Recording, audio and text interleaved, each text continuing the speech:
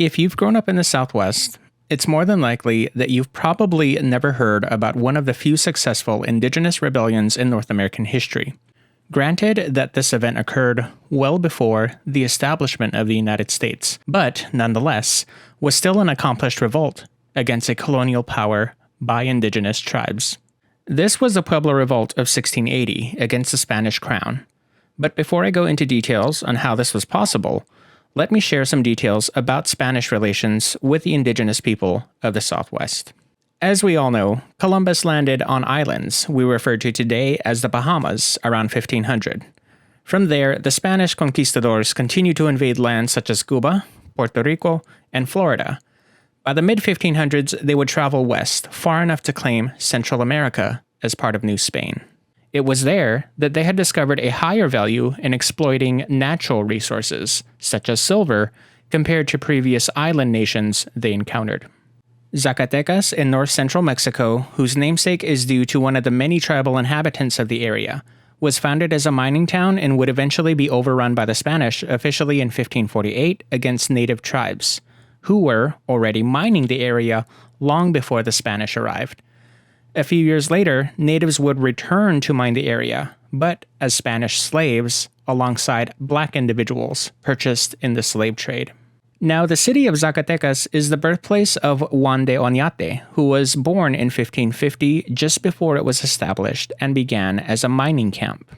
An interesting side note, this same year, Leonor Cortés Moctezuma would arrive in Zacatecas, who was the granddaughter and recognized princess of Montezuma II, whose parents were Hernan Cortés and Moctezuma's eldest daughter, Tecuichpoch, who would later be baptized as Donna Isabel. Juan de Oñate would come to marry Leonor's daughter, heir and descendant of both King Moctezuma and Hernan Cortés. In 1595, Oñate was ordered by the King of Spain to colonize and convert the northern Rio Grande River in present-day New Mexico. His wife would stay behind in Zacatecas. However, their son, Cristobal, at the age of 9, would travel with his father as they set out to conquer the northern lands of the Rio Grande for Spain in 1598. Oñate would be proclaimed the first colonial governor of the province of Santa Fe, and later his son Cristobal would be the first officially elected governor. Now, obviously, there would be encounters of genocide to tribal settlements along the Rio Grande. One of the most infamous atrocities would be the Acoma Massacre.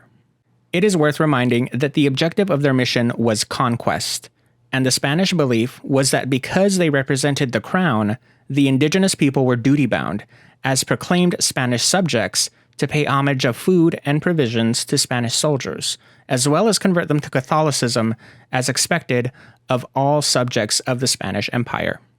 In 1598, when the village of Acoma refused to share their stored food to the invading soldiers due to the approaching winter, 11 Spaniards were ambushed and killed. One of them, Oñate's own nephew. In 1599, this event was proclaimed an insurrection by the native village and would suffer the order to be destroyed. The massacre would be carried out by Oñate's brother, which would result in the killing of up to 1,000 Pueblo residents. Only about 500 people would survive the siege of the village, and were later sentenced in the Pueblo village of Okeowinge, overseen by Oñate. He would order all between the ages of 12 and 20 to personal servitude. 24 men over the age of 25 would have their toes amputated. This is a glimpse of what early interactions were like between the tribes of New Mexico and the Spanish Empire. Myself, coming from the Hopi tribe and being raised culturally as Hopi within my village, there were always oral stories taught to many of us about the Spanish occupying the village of Ojaive. How Hopi servants to the priests would tell their families about hearing the cries of infants from inside the stone walls of the church. How priests outright banned traditional ceremonial practices within our own kivas and quiesonvis, forcing our rituals to be held in secret outside of the village. This was no different than other villages from similar tribes in New Mexico.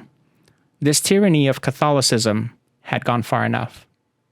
What we call in Hopi a tilhikia, or medicine wielder, whose name was Pope, had started preaching that when Jesus came to our village, the corn mothers went away. Corn is the main substantial crop for all Pueblo villages in the southwest, so much that it is not only used as food, but incorporated as a spiritual offering in various ceremonies throughout stages of life. For us, the life cycle of corn represents the life cycle of mankind. In 1680, the collaboration of Pueblo villages from New Mexico and Hopi in Arizona had runners sent by Popeye, each carrying a knotted rope. They were instructed to untie one knot each morning as the days passed on their journey to rally other villages. When the final knots from all cords would be untied, all villages would simultaneously attack their Spanish occupants. This plan would of course prevent the ability for the Spanish soldiers to send for aid in nearby occupied settlements. This uprising began on August 10th. Horses were captured, and roads leading out of the villages were blocked from travel. Franciscan priests were hung or beheaded in retribution for aggressively attempting to eliminate tribal ceremonies and imposing corporal punishment on all who resisted converting to Christianity. In total, 400 Spanish people were killed. Eventually, the remaining survivors would retreat to Santa Fe, where water and food supplies were cut off from access inside the town. By August 13th, all Spanish settlements throughout the region were destroyed, leaving Santa Fe surrounded and choked of its resources.